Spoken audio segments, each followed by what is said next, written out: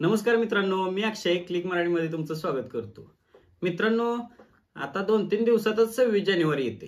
आता 26 जानेवारी आल्यानंतर तुम्ही म्हणाल 26 जानेवारीला काय असतं? तर 26 जानेवारीला आपल्या देशाचा झेंडा फडकवला जातो। आता झेंडा फडकवल्यानंतर त्याचबरोबर आपली ग्रामपंचायत जी आहे, तर त्या ग्रामपंचायतमध्ये ग्रामसभा घेतली जाते। ग्रामसभा म्हणलं की ग्रामपंचायतीतल्या ग्रामसेवक सरपंचाला घाम फुटतो। आता ग्रामसभेमध्ये घाम त्यांना का फुटतो? तर त्यांनी जर का भ्रष्टाचार केला असेल तर त्यांना घाम फुटतो। आता त्यांना जर का घाबरवायचं असेल तर तुम्हाला मी सांगितलेल्या पद्धतीने ग्रामसभेमध्ये त्यांना प्रश्न विचारायचे।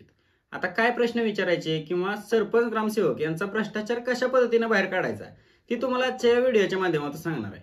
आता व्हिडिओच्या माध्यमातून तुम्हाला भ्रष्टाचार बाहेर कसा काढायचा हे सांगितल्यानंतर जर का त्यांनी भ्रष्टाचार केला असेल तर त्यांचा भ्रष्टाचार बाहेर निघणार आहे, किंवा जर का त्यांनी भ्रष्टाचार केलेला नसेल तर त्यांना तुम्ही कोणत्याही पद्धतीचा नाहक त्रास देऊ नका ही विनंती आहे। आता मित्रांनो, सगळ्यात महत्त्वाचा विषय असा की ग्रामसेवक आणि सरपंच यांनी दोघांनी मिळून भ्रष्टाचार केलेला असतो।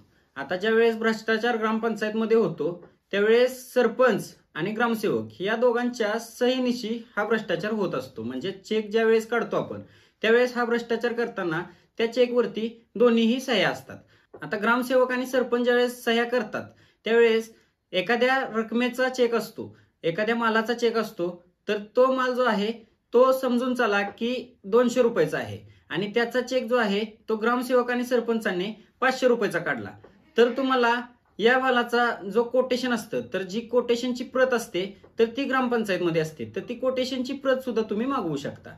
आता कोटेशनची प्रत मागवल्यानंतर तुम्हाला सगळ्यात महत्त्वाचा मुद्दा काय करायचा आहे, आता ग्रामसभा आली। ग्रामसभेमध्ये तुम्हाला जर माहिती असेल की एखाद्या गोष्टीचा भ्रष्टाचार झालेला आहे तर तो भ्रष्टाचार तुम्हाला बाहेर काढायचा आहे, तर सर्वप्रथम ग्रामसभेच्या 2 ते 3 दिवस अगोदर तुम्हाला तो लेखी अर्ज तयार करायचा आहे। ऐनवेळी विषयामध्ये सुद्धा तुमचा अर्ज घेतला जाईल, परंतु 2-3 दिवस अगोदरच ग्रामसेवकाला तुम्ही अर्ज द्यायचा आहे। आता ग्रामसेवकाला अर्ज काय द्यायचा, तर एखाद्या गोष्टीचा भ्रष्टाचार झाला आहे, एखादी वस्तू समजून चला की तुमच्या ग्रामपंचायतमध्ये तुमच्या गावातील स्ट्रीट लाईट असतात, तर त्या स्ट्रीट लाईट वरती लावायसाठी बल्ब आणले जातात, तर त्या बल्ब जे असतात तर ते बल्ब समजा एक बल्ब आहे 250 रुपयाचा आणि ग्रामसेवकाने ते बिल लावलेलं आहे 500 रुपयाचं, तर तिथे तुम्हाला समजून जाणार आहे की तुम्ही त्याच दुकानातून त्या बल्बाचं कोटेशन ऑलरेडी काढून आणायचं आहे, तर ते कोटेशन तुम्हाला 250 रुपयाला काढून मिळणार आणि ग्रामसेवकाने बिल 500 रुपये जोडलेलं आहे। तर तुम्ही ग्रामसभेमध्ये हा डिफरन्स काढू शकता आणि विचारू शकता, सर्व गावासमोर तुम्ही हा डिफरन्स विचारू शकता की आम्हाला हे कोटेशन एवढ्या किमतीत मिळते आणि तुम्हाला एवढ्या किमतीमध्ये बल्ब कसे काय दिले, तर त्यावेळेस ग्रामसेवक हा तुमच्या कचाट्यात सापडणार आहे। त्याच पद्धतीने हा फक्त घोळ जो आहे तो ग्रामसेवकाने फक्त केलेला नसून सरपंचाने सुद्धा केलेला असतो। म्हणजे सरपंच व ग्रामसेवक ह्या दोघांच्या सहीनुसार हा चेक सोडला जातो। तर हा चेक आता बल आणायचा किंवा इतर कोणतीही गोष्ट, मी तुम्हाला उदाहरण सांगितलं बल आणली, परंतु इतर कोणतीही गोष्ट असो, नाली सफाई असो किंवा इतर ग्रामपंचायतीमध्ये कोणतेही टेंडर घेतलेले असो, तर त्या टेंडरचे पैसे सुद्धा असे जर का वाढवून काढलेले असतील तर तुम्ही ग्रामसेवकाला तक्रार अर्ज करू शकता। आता ग्रामसेवकाला अर्ज केल्यानंतर ग्रामसभेमध्ये तुम्हाला एवढंच बोलायचं आहे की तुम्ही या रकमेचा एवढा फरक दिसतोय, तर आता तुम्ही अशा वेळेस त्या ग्रामसभेमध्ये त्यांच्याकडून लेखी उत्तर मागून घ्यायचं आहे।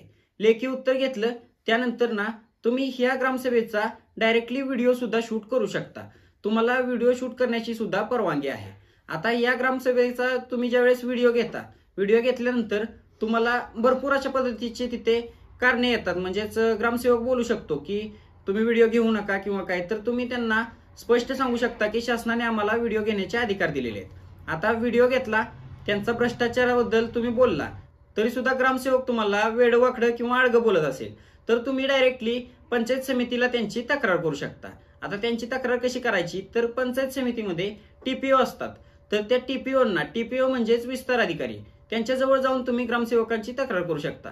आता दोघे जर का टीपीओ आणि ग्रामसेवक दोघे पण जर का मिळलेले असले तर मग विषयच आहे। आता काय करायला लागणार, टीपीओ जर का मिळलेला असेल, टीपीओना तुम्ही सांगून सुद्धा ग्रामसेवकावरती काही कारवाई केली नाही तर तुम्ही डायरेक्टली बीडीओकडे जाऊ शकता। आता बीडीओकडे गेला, समजून चला की बीडीओ सुद्धा यांना फॉर आहे।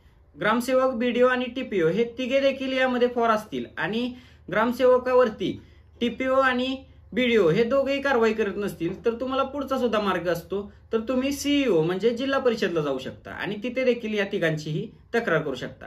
अशा पद्धतीचे हे तक्रार करण्याचे नियम झाले। परंतु आता ग्रामसभेमध्ये तुम्हाला विचारायचं काय काय आहे, आता तुम्ही ग्रामसभेमध्ये माहिती कुठली मागवू शकता। आता ग्रामसभेमध्ये माहिती मागवायला सगळ्यात पहिल्यांदा तुम्हाला तुमच्या ग्रामपंचायतमध्ये नमुना नंबर 10 पावती पुस्तकाचा भरणा किती झाला याची माहिती घ्यायची. म्हणजेच तुमच्याकडून जी घरपट्टी, पाणीपट्टी किंवा आरोग्य कर, वीज कर हा जो वसूल केला जातो, तर ही माहिती तुम्हाला घ्यायची आहे की बाबा या वर्षामध्ये, आर्थिक वर्षामध्ये तुमच्याकडून किती घरपट्टी, पाणीपट्टी वसूल झाली आणि तुम्ही किती त्या ग्रामपंचायतमध्ये भरणा केला. तर ती भरण्याची रक्कम आणि वसुलीची रक्कम समान आहे का बघायची. त्याच पद्धतीने आता हा झाला भरण्याचा विषय. आता खर्चाचा विषय. ग्रामपंचायतीचं जे खातं आहे तर त्या खात्यामधून खर्च किती झाला आणि कुठल्या कुठल्या कारणासाठी खर्च झाला याची देखील माहिती तुम्ही तिथे विचारू शकता. आता ही झाली माहिती ग्रामपंचायतमधून भरणा झाला आणि खर्च झाला. त्यामध्ये जर का गोळ असेल तरी सुद्धा तुम्हाला मगाशी सांगितल्याप्रमाणे तुम्ही तक्रार करू शकता.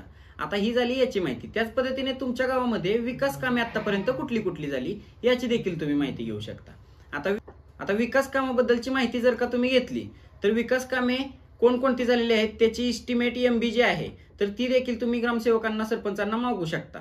आता ही MB इस्टिमेट मागितल्यानंतर तुम्ही त्यामध्ये तुम्ही जे टेंडर तुमच्या गावामध्ये विकास काम आलेलं आहे तर त्या गावामध्ये, तुमच्या गावामध्ये जे विकास काम आलेलं आहे तर त्याची जी माहिती आहे, म्हणजेच कोणत्या मापापासून, समजा 100 फूट जर का रस्ता करायचा आहे तर 100 फूट कशा पद्धतीने करायचा आहे ती संपूर्ण माहिती त्या MB मध्ये लिहिलेली असते. जर का ते काम ऑलरेडी पूर्ण झालेलं असेल तर ते काम त्याच पद्धतीने झालेलं आहे का, म्हणजेच MB मध्ये जसे आहे त्याच पद्धतीने झालेलं आहे का, किंवा त्यामध्ये थोडंफार काम कमी झालेलं आहे, अशा पद्धतीचा जर का डिफरन्स आढळून आला तरी सुद्धा तुम्ही तुमच्या गावासमोर ग्रामसेवकाला याचा जाब विचारू शकता. ग्रामसेवक असो, सरपंच असो, दोघांनाही तुम्ही याचा जाब विचारू शकता. आता मित्रांनो, महत्वाचं झालं असं की विकास काम झाल्यानंतरचा विषय. जर का तुमच्या गावामध्ये विकास कामच झालेलं नसेल तर तुम्ही ग्रामसेवक व सरपंच यांना प्रश्न विचारू शकता की विकास काम का होत नाहीत. आता का होत नाहीत म्हणजे तुम्ही आमदार फंड किंवा खासदार फंड किंवा जिल्हा परिषद निधी या संपूर्ण निधींची जी विल्हेवाट आहे ती कशा पद्धतीने लावता किंवा कुठे कुठे खर्च झालेला आहे ही सगळी माहिती विचारू शकता. आता ही सगळी माहिती विचारल्यानंतर त्यांनी जर का योग्य प्रमाणे उत्तरे दिली आणि ती जर का तुम्हाला पटली तर ठीक, जर का नाही पटली तर त्याची सुद्धा तक्रार तुम्ही करू शकता. मित्रांनो, या सगळ्यात महत्वाचा विषय असा की तुमच्या ग्रामपंचायतमध्ये जर का भ्रष्टाचार जर का झालेला असेल तर तुम्ही हा भ्रष्टाचार ग्रामसभेमार्फत बाहेर काढू शकता. आता ही जी काही माहिती तुम्हाला संपूर्ण मी सांगितलेली आहे ती माहिती तुम्ही जर का ग्रामसेवकाला विचारली तर ग्रामसेवक स्वतः डोक्याला हात धरून बसणार आहे की ही माहिती तुम्हाला मिळाली कुठून.